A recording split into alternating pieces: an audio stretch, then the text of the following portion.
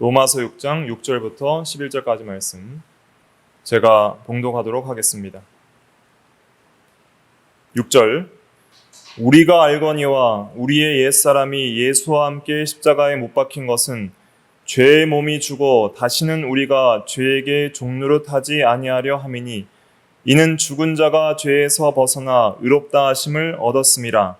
만일 우리가 그리스도와 함께 죽었으면 또한 그와 함께 살 줄을 믿노니 이는 그리스도께서 죽은 자 가운데서 살아나셨음에 다시 죽지 아니하시고 사망이 다시 그를 주장하지 못할 줄을 알미로라. 그가 죽으심은 죄에 대하여 단번에 죽으심이요 그가 살아계심은 하나님께 대하여 살아계심이니 이와 같이 너희도 너희 자신을 죄에 대하여는 죽은 자요 그리스도 예수 안에서 하나님께 대하여는 살아있는 자로 여길지어다. 아멘. 이 시간 말씀의 제목은 그리스도와 함께 죽고 삶, 그리스도와 함께 죽고 삶이라는 제목으로 하나님 말씀을 증거하겠습니다. 6절 말씀 다시 한번 같이 읽어볼게요. 시작. 우리가 알거니와 우리의 옛사람이 예수와 함께 십자가에 못 박힌 것은 죄의 몸이 죽어 다시는 우리가 죄에게 종노릇하지 아니하려 함이니. 네, 우리가 알거니와 라고 6절은 시작하고 있습니다. 여기서 안다라는 동사는 헬라어로 기노스코라는 동사인데 이것은 단순한 지식적인 암뿐만 아니라 인격과 인격이 교제하여 아는 그런 어떤 경험적 알을 포함하는 단어입니다. 그래서 이 사도 바울이 지금 증거하는 진리들을 성도들은 안다는 거예요. 물론 반드시 이것을 지적으로도 깨달아야 된다는 의미도 있지만은 우리가 이것을 바르게 믿고 이 진리를 참으로 의지한다면은 우리는 경험할 수 있다는 뜻입니다. 우리는 이 진리를 경험해서 안다라는 거예요. 어떤 공감대를 지금 형성하고 있는 거예요. 나만 아는 게 아니고 나만 경험하는 것이 아니라 우리가 다 아는 진리를 제가 말씀드리겠습니다. 이런 뜻이에요. 여러분들도 경험하고 깨닫는 진리고요. 저도 경험하는 그러한 진리입니다. 지금 제가 교리적으로 진술하는 이 진리는 우리의 내적 경험과 일치합니다. 우리의 경험과 일치하기 때문에 우리는 이것을 아는 것입니다. 그래서 쉽게 말하면 여러분 다 아시죠? 하면서 이제 말하는 거예요. 그 아는 내용이 무엇이냐?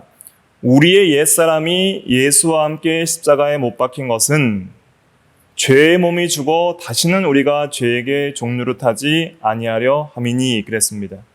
우리 옛사람이 예수와 함께 십자가에 못 박힌 것을 안다는 거예요. 옛사람은 무엇이냐?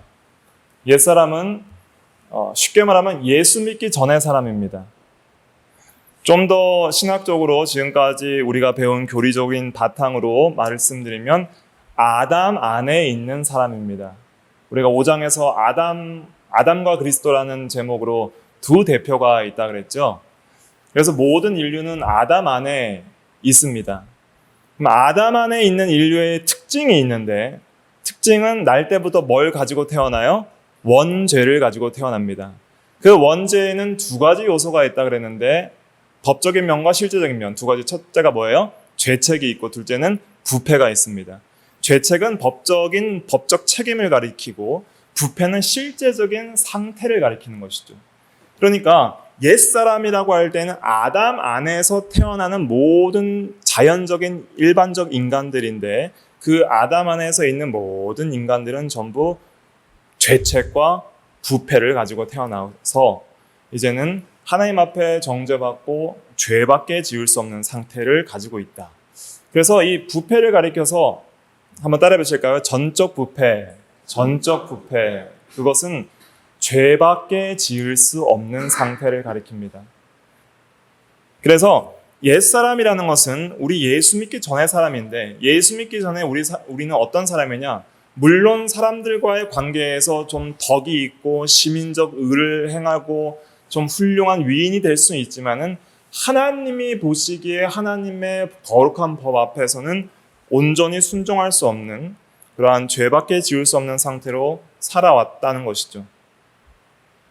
그래서 옛사람은 예수 믿기 전에 아담 안에 있는 우리 모든 인류들을 가리키고 예수 믿기 전에 우리의 상태를 신분과 상태를 가리키는 것입니다. 옛사람과 구분되는 세 사람이 있습니다. 그럼 세 사람은 누구 안에 있는 사람일까요? 세 사람은 그리스도 안에, 그렇죠? 예수님 안에 그리스도 안에 있는 사람이 있죠. 그래서 그리스도 안에 있다는 것은 예수를 믿음으로 그리스도와 연합된 성도들을 가리키는데 그 연합된 성도들은 이제 그 죄책이 사해지는 것이죠. 죄책이 사해져서 의롭다함을 받고 법적인 의인이 되고 실제적인 상태도 이제는 어떻게 변하냐면 죄를 짓지 않을 수 있는 상태로 변하는 거예요. 죄는 여전히 남아있지만은 죄를 짓지 않을 수 있는 생명의 경건의 힘을 가지고 이제는 죄를 이길 수 있는, 죄를 정복할 수 있는 그러한 상태가 예수 믿는 사람의 상태라는 거예요. 그것을 지금 바울이 논증을 하고 있는데 왜 그렇게 되냐면 먼저는 우리의 옛사람이 예수와 함께 십자가에 못 박혔기 때문입니다. 이것은 우리가 저번 시간 한 주 전에 말씀드렸던 2절 말씀처럼 죄에 대하여 죽은 우리라는 제목으로 설교를 했는데 죄에 대하여 죽었다는 말과 동의어예요. 옛사람이 예수와 함께 십자가에 못 박혔다는 것은 과거에 아담 안에 있던 사람은 죽었다는 겁니다. 예수 믿기 전의 사람은 죽었다는 거예요. 이것을 우리가 어떻게 가장 쉽게 설명드릴 수 있냐면 그 옛사람의 삶으로 돌아갈 수 없다는 겁니다. 더 이상 그렇게 못 산다는 거예요. 더 이상 우리는 예수님 밖에 있던 사람, 하나님과 관계없던 사람이 아니라 여러분들이 한번 예수를 믿잖아요. 진짜 예수를 믿으면 더 이상 예수 안 믿는 상태로 돌아갈래요? 할 수가 없어요. 그렇게 하고 싶지도 않고 그렇게 하나님께서 내버려 두시지도 않습니다. 이미 하나님의 자녀고 법적인 의인일 뿐 아니라 이제는 죄를 짓기를 싫어하는 상태가 되어버렸기 때문에 더 이상 그 죄악된 상태 가운데서 살기를 너무 고통스러워하는 거예요. 그래서 예수 안 믿고 죄 짓는 것보다 예수 믿고 죄 짓는 게 더 힘듭니다. 확실히 말씀드릴게요. 예수 믿고 죄 짓는 것보다 고통스러운 삶은 없어요. 내가 싫은 걸 계속하면서 고통을 당하는 거예요. 하나님이 싫어하는 것을 알면서 죄책을 느끼면서도 계속 고통을 당하는 거예요. 그렇게 죄를 지으면 반드시 하나님께서 징계하십니다. 그렇기 때문에 또 고통을 당하는 거예요. 그래서 우리는 절대 돌아갈 수 없습니다. 그런데 예수를 믿으면 놀라운 은혜가 있는데 우리가 예수와 함께 십자가에 못 박혀 죽는다는 거예요. 죽으면 죽은 자에게 죄를 물을 수 있어요, 없어요? 없죠. 그러니까 이제는 죄책에서부터 벗어나는 거예요. 또 의롭다 하심을 얻는 것이죠. 적극적으로 예수 그리스도의 의를 받아서 7절 말씀 먼저 읽어볼게요. 7절 시작. 이는 죽은 자가 죄에서 벗어나 의롭다 하심을 얻었습니다. 죽으면 이제는 정죄 심판을 피할 수밖에 없는 거예요. 죄를 물을 수 없어요, 죽은 자에게. 그 다음에 죽은 자에게 죄를 법적으로 물을 수 없다는 의미도 있지만은 실제적으로 이제는 죄에 대하여 죽었기 때문에 죄를 지을 수 없다 이런 뜻입니다. 나는 이제 죄에 대하여 죽었기 때문에 죄를 지을 수 없다. 이걸 지금 딱 못을 박는 거예요. 죄에 대하여 죽은 자가 어찌 더 그 가운데 살리요. 죄에 대하여 죽었기 때문에 전혀 죄에 대하여 반응을 할 수가 없는 것이죠. 죽은 자가 어떻게 죄를 사랑하겠습니까? 예, 그리스도인이라는 존재의 정체성은 여기 있다는 거예요. 근데 우리가 실제적으로 경험하기는 여전히 예수 믿고 난 이후에도 우리에게 죄악된 성향이 남아 있어요, 없어요? 있죠. 있어요. 근데 왜 죽었기 때문에 죄를 지을 수 없냐? 이렇게 말하는 이유는 뭐냐면 먼저 이것을 딱 선포를 하는 거예요. 너희의 정체성을 먼저 알아라. 너희는 더 이상 죄 가운데 행복할 수 있는 존재가 아니기 때문에 여전히 죄의 성향이 폐잔병처럼 남아있지만은 일단 죄에 대하여 죽은 자로 그렇게 자신을 여기라는 거예요. 그렇게 믿으라는 거예요. 일단은 예수님이 죄에 대하여 우리를 대신하여 죽었을 때에 우리도 그와 함께 죽은 것을 믿는다면은 그냥 단순히 법적 죄사함만 받았다고 믿지 말고 진짜 죄에 대하여 더 이상 반응할 수 없는 존재로 죽었다고 그렇게 믿고 여기고 살아라. 지금 그것을 말하고 있는 것입니다. 그러니까 내 안에 죄가 전혀 없다는 뜻이 아니라 완전히 죄에 대하여 반응할 수 없고 죽은 자처럼 그렇게 자기를 여기라는 거예요. 자기를 여기라. 그렇게 여기고 사는 것이 성화의 첫걸음이라는 거예요. 정체성을 먼저 확립을 하고 그 다음에 죄랑 싸우라는 것이죠. 그래서 먼저 결론부터 말씀드리면 11절이 그 말씀입니다. 11절 같이 읽어볼게요. 시작. 이와 같이 너희도 너희 자신을 죄에 대하여 죽은 자요 그리스도 예수 안에서 하나님께 대하여는 살아있는 자로 여길지어다. 11절이 굉장히 핵심적인 명령인데 바울이 이 로마서를 기록하면서 처음으로 명령합니다. 여길지어다 명령인데 물론 죄악된 성향이 남아있지만 그냥 죄에 대하여 완전히 죽은 자처럼 자기의 정체성을 그렇게 여겨라. 그럴 때 네가 진짜 죄를 이길 수 있는 힘을 갖게 될 것이다. 이걸 말하고 있는 거예요. 그래서 우리가 성화를 이루어 나갈 때 여러분들이 각자가 가지고 있는 내재하는 심재 안에 내재하는 죄와 싸울 때 우리가 그 싸움에서 실패할 때 많은 고통과 어려움을 당하잖아요. 근데 그 죄와 싸우려는 것만 집중하시면 안 됩니다. 여기서 무턱대고 바울이 거룩하게 살아라 이렇게 말하고 있지 않는 거예요. 의롭게 살아라 말하고 있지 않고 먼저 의롭게 살기 전에 너희 자신의 정체성이 무엇인지 확립하고 그렇게 여겨라. 그럼 우리의 정체성은 뭐냐? 죄에 대하여 죽은 자다. 그리스도와 함께 옛사람이 죽은 자다. 나는 죄에 대하여 죽었다. 나는 죄에 대하여 죽었다. 나는 죄에 대하여 죽었다. 누구와 함께 죽었어요? 그리스도와 함께 죽었다. 그리스도께서 십자가에 달려 죽으실 때 나도 그와 함께 나도 죽었다. 나도 주와 함께 죄에 대하여 죽은 자로 여기는 것이 성화의 첫걸음이라는 거예요. 이것을 믿는 게 중요합니다. 이걸 바로 믿어야 돼요. 그래서 객관적인 구속 진리가 있습니다. 예수님께서 우리를 위하여 죽으셨다가 살아나셨다. 십자가와 부활이 복음의 핵심이잖아요. 그 복음의 핵심을 내가 믿을 때는 그걸 내가 주관적으로 나에게 적용을 시켜야 돼요. 나에게 적용을. 어떻게 시키냐면은 그의 죽음이 나의 죽음으로써 나도 그와 함께 죽었다. 나도 그와 함께 산다. 이걸 적용을 해서 이제 내가 죄에 대하여 죽은 자다. 이게 반응할 수 없다. 이렇게 여기라는 거예요. 그래서 죄가 유혹이 들어와요. 어떤 사탄이 나를 시험해요. 어떤 죄악된 유혹이 들어와요. 욕심이 갑자기 생기려고 해요. 그때 우리가 그것과 싸워야지. 이거 하기 전에 뭘 먼저 믿어야 돼요? 난 죄에 대해 죽었다. 난 반응할 수 없는 존재다. 난 예수와 함께 죄에 대해 죽었다. 내 죄에 대해 죽은 내가 어떻게 더 그 가운데 살림? 나의 정체성은 죄에 대해 죽은 자다. 더 이상 이 가운데 살 수 있는 자가 아니다. 물고기가 물 밖에 나가면 숨을 쉴 수 없듯이 나는 죄 짓고 행복할 수 없다. 나는 죄 짓고 살 수 없는 존재다. 나는 죄에 대하여 죽은 자다. 나는 죄에 대하여 죽은 자이니까 그런 죄에 대하여 죽어지게 하여 주시옵소서. 기도하면서 그 정체성을 붙들고 기도를 해서 그 믿음으로 죄를 이기는 것이 성화의 첫걸음이라는 것을 지금 사도 바울이 말하고 있는 것입니다. 그래서 한 절씩 설명하면서 제가 말씀드린 것을 다 설명드릴게요.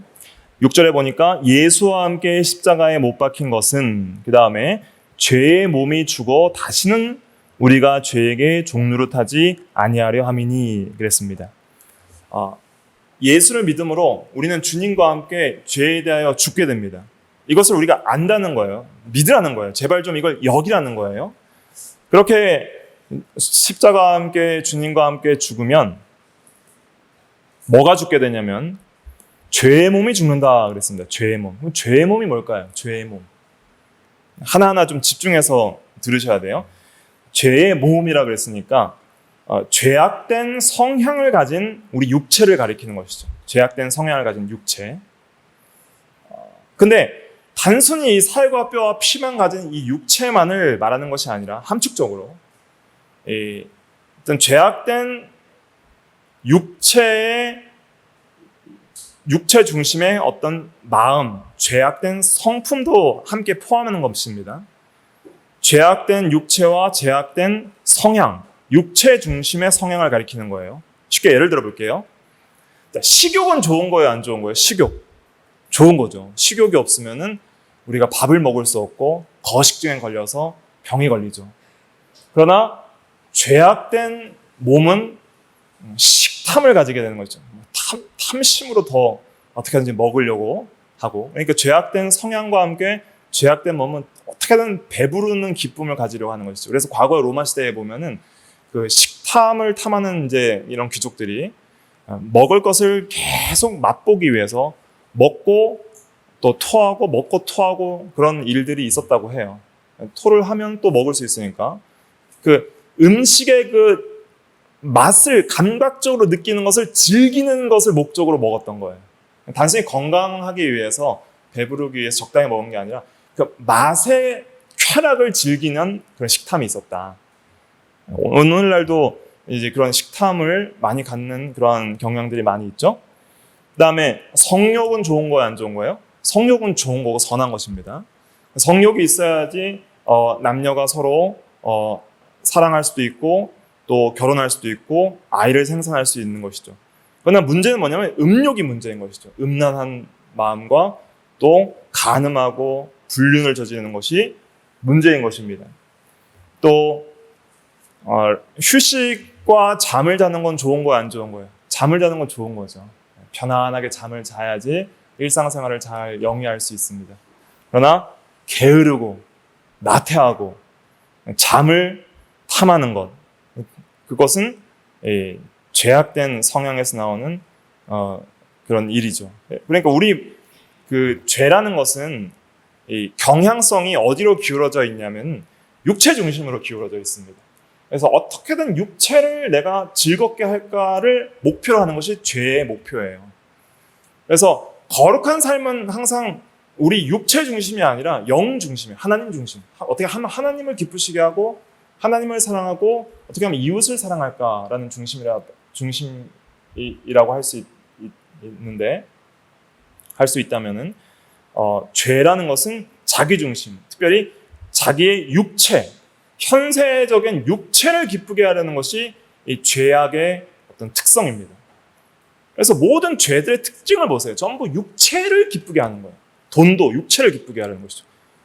돈을 사랑하는데 뭔가 하나님 중심의 어떤 기도가 깊어지는 건 아니잖아요. 돈을 사랑해서 도둑질하고 사기치고 또 범죄하고 돈을 통해서 어떤 집, 차, 성형, 어떤 옷, 이런 걸 꾸미지. 돈을 가지고 속사람과 내적인 마음을 꾸미진 않잖아요. 그러니까 물질은 육체 중심으로 기울어지고 또 모든 쾌락, 보고 즐기고 느끼는 모든 쾌락은 오감 중심이죠. 쾌락 중심. 또 명예, 영광도 전부 이런 외적인 육체를 뽐내는 거잖아요. 자기를 뽐내고 자기의 명예를 드러내고 자기를 높이려는 것은 전부 이제 육체 중심입니다. 그래서 우리가 죄의 몸이라고 할 때는 어떤 죄악된 몸을 가리키기도 하고 또 죄악된 육체 중심, 몸 중심의 성향을 가리킨다, 이렇게 해석할 수 있습니다. 그래서 이제 바울 서신에서 바울이 말할 때 육체다, 몸이다라고 할 때는 그 육체나 몸을 죄성, 쉽게 말하면 죄성을 상징하는 표현으로 많이 쓰고 있습니다. 영과 대비해서 영, 육 이러면은 쉽게 이원론이 아니라 영육 전체가 죄악에 기울어질 때는 육이라는 표현을 쓰고요. 영육 전체가 거룩한 하나님을 향해 사는 삶을 표현할 때는 영이라는 표현을 쓰는 거예요. 조금 이걸 잘 이해하셔야 됩니다. 조금 어려우셔도 이걸 잘 이해하셔서 이 함축적인 의미를 신학적으로 이해를 해야 로마서가 교리적인 서신이기 때문에 잘 이해가 될 수 있습니다.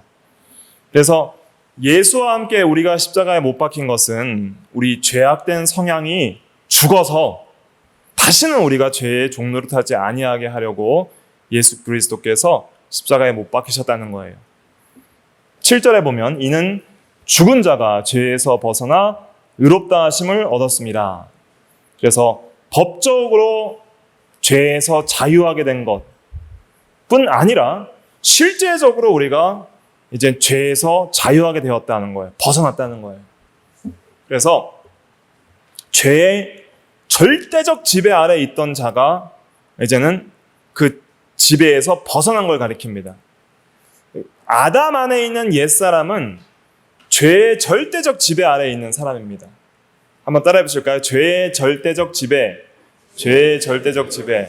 이것은 죄밖에 지을 수 없는 상태를 가리키는 것이죠. 그런데 이제 예수 믿게 되면은 우리가 죄를 짓지 않을 수 있는 상태가 되는 거예요. 죄는 상대적으로 지배할 수밖에 없습니다. 상대적인 건 이런 거예요. 우리가 하나님의 은혜를 떠나면은 하나님의 은혜의 역사가 약화되면 그때 죄를 짓는다는 거예요. 상대적으로. 근데 죄의 성향이 이렇게 생각하시면 안 돼요. 죄의 성향이 우리 세 사람의 의의 성향과 대등한 위치에 있다고 생각하시면 안 됩니다. 한 가지 중요한 오해 중에 하나가 뭐냐면은 예수를 믿은 우리 성도들에게 새 마음과 새 사람과 의롭게 살고 싶은 그런 성향이 있잖아요. 그런데 우리에게 여전히 남아있는 이 죄악된 성향이 있잖아요. 근데 이 죄악된 성향을 너무 크게 보는 게 문제예요. 너무 크게 봐서 이것이 대등하게 서로 싸워가지고 절대 이길 수 없는 대상으로 그렇게 생각을 하는 거예요. 그런데 이 죽었다는 표현은 얘는 이제는 힘이 없다는 뜻입니다. 죄의 성향은 힘이 없고 그냥 폐잔병이고 찌꺼기란 뜻이에요. 대등한 존재가 아니라 이제는 그냥 죽은 존재, 지나간 존재로 이제는 완전히 벗어버릴 존재로 그렇게 보는 것이 그것이 바른 성경적인 옛사람에 대한 관점인 거예요. 우리가 그렇게 보지 않으면 죄를 이길 힘을 얻을 수가 없거든요. 그러니까 우리가 왜 죄와 싸우되 힘써 못 싸우고 죄랑 싸우다가 그냥 포기를 하는 이유가 뭐냐면은 죄를 너무 크게 보는 거예요. 도저히 이길 수 없는 강한 적군 이렇게 보는 거예요. 근데 지금 그 죄와 싸움을 시작하기 전에 이미 그 죄는 죽었다. 옛사람은 죽었다. 너는 죄에 대해 죽었기 때문에 이젠 능히 죄를 이길 수 있다. 이걸 말해주는 거예요. 쉽게 예를 들면 이런 것이죠. 군사가 전쟁을 하다가 포로에 잡혀갔어요. 그래가지고 적군 그 수용소에 갇혔어요.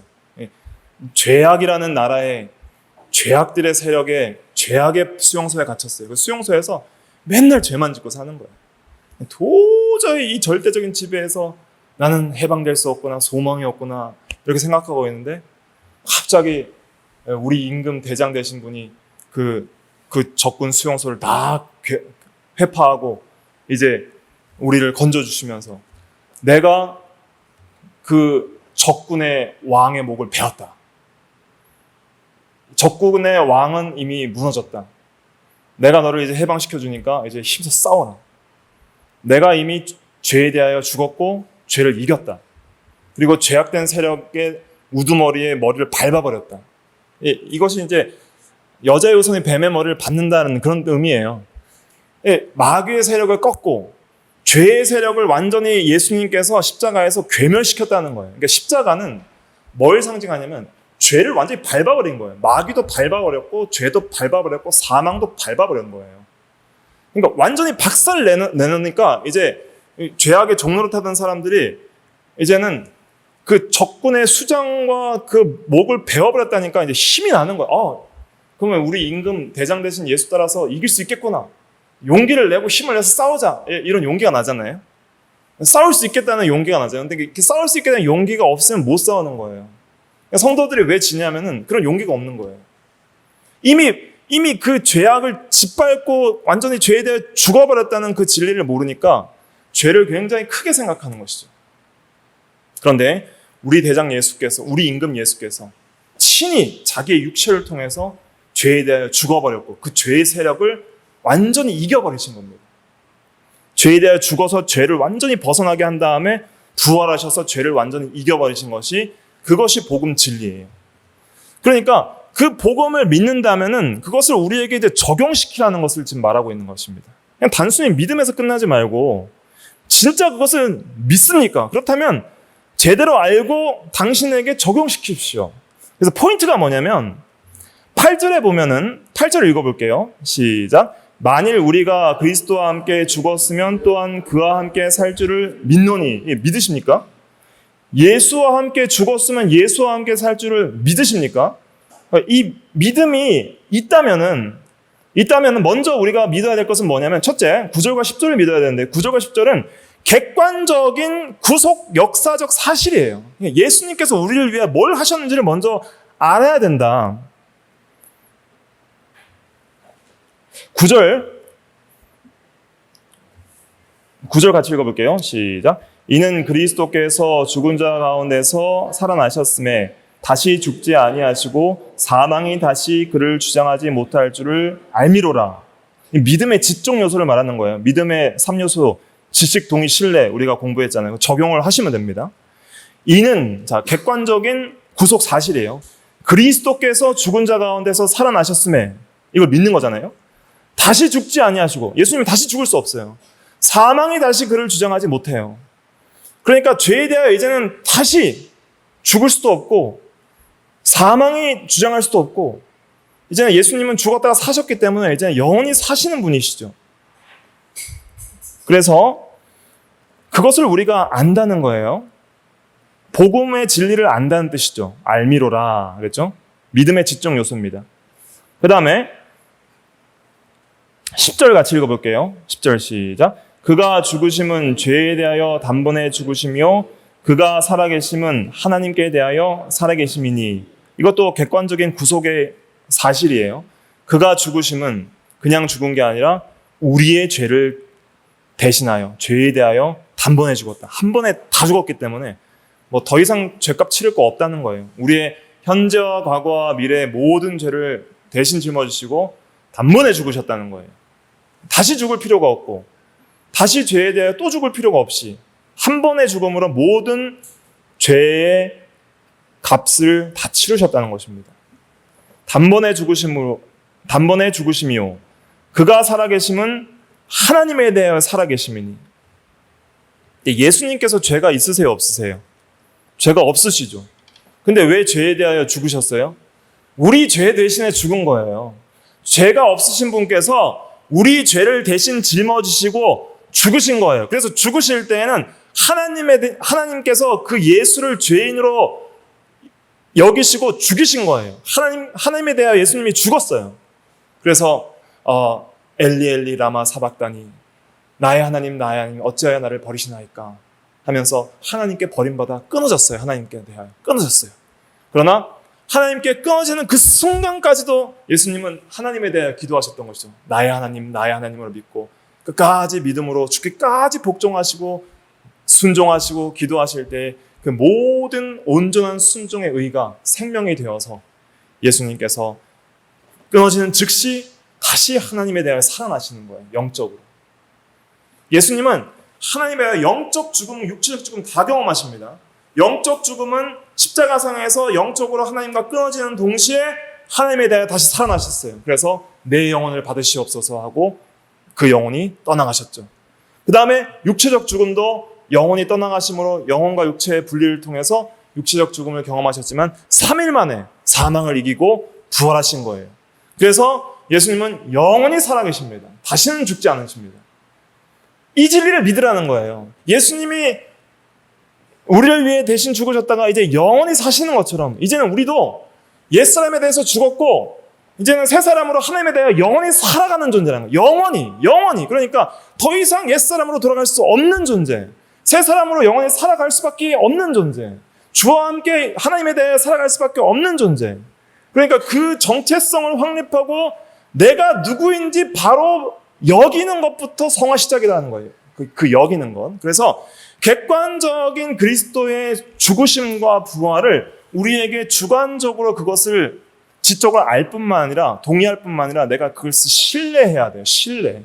그것을 나에게 적용시켜서 나의 진리로, 나를 위한 진리로, 나에게 적용되는 진리로 개인적, 주관적 적용을 해야 됩니다. 이 진리를. 적용을 할 때 6절에 우리가 알거니와 한 것처럼 우리가 경험할 수 있는 거예요. 적용해야 경험됩니다. 적용을 어떻게 하라고 말하냐면 여길지어다 하는 거예요. 여길지어다. 그렇게 간주하라는 거예요. 11절 다시 읽어볼게요. 11절 시작. 이와 같이 너희도 너희 자신을 죄에 대하여 죽은 자여 그리스도 예수 안에서 하나님께 대하여는 살아있는 자로 여길지어다. 예수님이 그렇게 죽었다 살아나셨는데 그것이 우리랑 무슨 상관이 있냐? 너희도 너희 자신을, 개인적 적용입니다. 각자 개인적으로 너희도 너희 자신을 죄에 대하여 죽은 자요. 그리스도 예수 안에서 그리스도와 연합되어 그리스도를 믿음으로 연합되어서 하나님께 대하여는 그리스도처럼 살아있는 자로 여길지어다. 믿음의 주관적 적용이죠. 그렇게 신뢰하라는 거예요. 예수 죽음이 나의 죽음이므로 나도 참으로 죽었습니다. 진짜 죄에 대해 죽었습니다. 더 이상 옛사람으로 살 수 없는 정체성을 가지게 되었습니다. 나는 더 이상 옛사람이 아닙니다. 이겁니다. 죄에 대하여 죽은 우리가 어찌 또 그 가운데 살겠습니까? 나는 죄에 대하여 법적 실제적으로 완전히 죽은 사람입니다. 죄에 대하여 반응할 수 없는 사람입니다. 그것이 성도의 정체성입니다. 그런데 죄에 대하여 여전히 반응한다면 정체성대로 사는 거예요? 못 사는 거예요? 못 산다는 거예요. 그렇게 살면 안 되는 존재가 그렇게 사는 게 죄 짓는 거라는 거예요. 성도는 단순히 그냥 죄를 이겨야 되는 그런 명령을 받은 그런 정도의 존재가 아닙니다. 죄와 싸워 이기십시오. 거룩하게 사십시오. 그 정도 명령을 받은 존재가 아니에요. 하나님께서 이 성경을 통해서 우리에게 어떤 명령을 하실 때에는 그냥 명령만 하셔도 되지만 단순히 명령만 안 하십니다. 왜 그 명령에 순종해야 되는지 어떤 진리의 지식을 확실하게 알라고 가르쳐 주세요. 로마서에서도 그걸 가르쳐 주는 거예요. 왜 우리가 죄를 짓지 말고 의롭게 살아야 되냐면 성도는 그리스도와 함께 죄에 대해 죽었기 때문이다. 그러니까 더 이상 죄를 지면 안 되는 정체성을 가진 존재다. 죄에 대해 죽은 사람이 어떻게 죄를 짓겠느냐. 그리고 이제는 우리는 누구에 대하여 살아야 돼요? 하나님에 대하여 살아야 되는 사람이다.